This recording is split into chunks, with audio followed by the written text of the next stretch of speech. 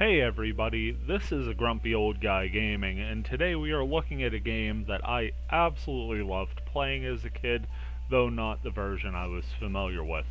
This is Space Harrier. This is the Turbografx port. As you can see, we are the running guy in the foreground there.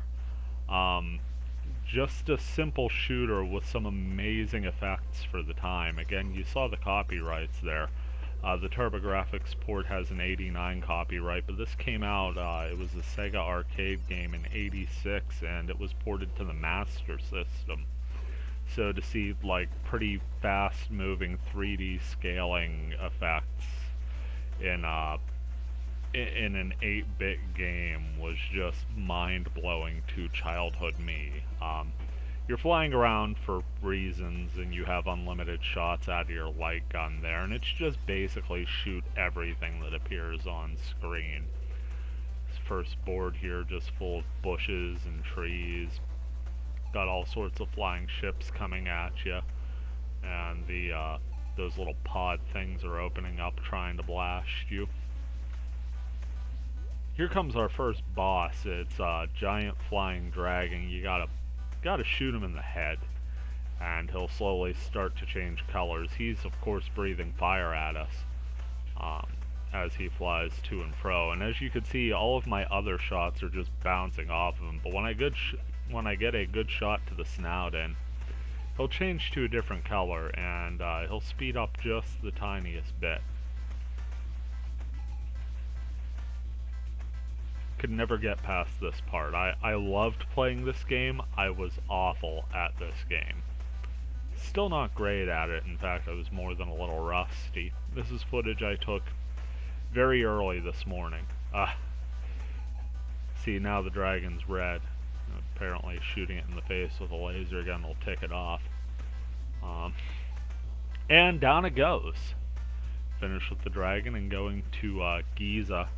The second round there. Sort of got a bit of sand and little goblin looking things flying in the air. Little rock heads there. Just crazy looking enemies. I find I really gravitate. Wow, I just crashed into a giant stone face, didn't I? Really tended to gravitate to games with unique art style. This would be one of them, and you got these stone pillars coming up. You can't shoot those. I would forget that many times.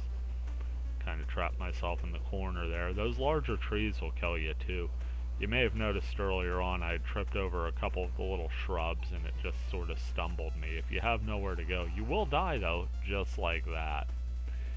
You get 3 lives per playthrough here, and I wasted my last 2 right quick and in a hurry. That was a fun playthrough though. We got to the second board at least. Let's give it another run here. See if we do any better this time around. Here we are starting up in Moot. Always loved that the first stage was named Moot. Just tells you how important it is right out of the gate. Blasting those little rocks in the sky.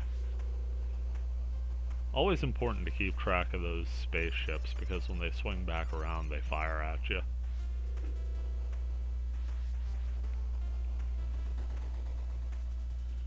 This one can be a bit of a thumb buster. I don't set turbo buttons ever. Playing on emulation here, even if I wasn't. I mean, given the fact that, you know, it's known in North America as the Turbografx 16. I believe in Japan it's called the PC engine. But even with the word turbo in it, I don't think I would use a turbo button unless a game absolutely necessitated it. Some games it's useful. Making our way to the dragon again. Gotta dodge that fire breath. I believe the second playthrough was my worst. I did 3 playthroughs for this capture. And you could see the fire just about got me. I'm like keying in on the dragon a bit too much, getting a bit frustrated that I'm not hitting as much as I thought I should. That was a good round there. I got in 2 quality shots, managed to slide from left and right. Almost got the dragon to turn red, and the fire breath got me. Already passed by the time I was in range to shoot it again, so we'll try again for another pass here. And I eat a face full of fire, and that's game over for me. Didn't even beat the dragon. That was terrible. Here comes playthrough number 3, and you can see I'm just in a hurry to rack up as many points as possible, taking out the floating rocks and the brush. After a while, especially if you continuously die in the same stage, you start to pick up the patterns, so the spaceships I'm taking down with great efficiency at this point.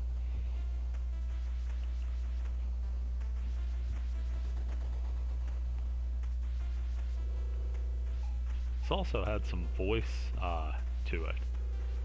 Just a little get ready and things like that, and the guy, you know, shouted a little when he died. He went, ah! But still, for the time, I mean... And it is still a very fun game. You could see we sort of went minimal with the ground detail there to make up for it, but it runs so smooth here. The Master System version, the colors are slightly different, and there's more than a fair share of sprite flicker. I do like the Turbografx version. God, really wish my parents' Master System back at their place was working. The controller ports are all worn out. I gotta get that fixed for them. Go down there and play just for the heck of it. Hook it up for them some, like, holiday and have my mom complain because all we do is sit around and play video games. The good times, you know. Got the dragon to the blue stage. Playing pretty clean so far. Managed to avoid all the difficult obstacles. Not going as hyper aggressive to hit the dragon, but we're taking our shots where we can here.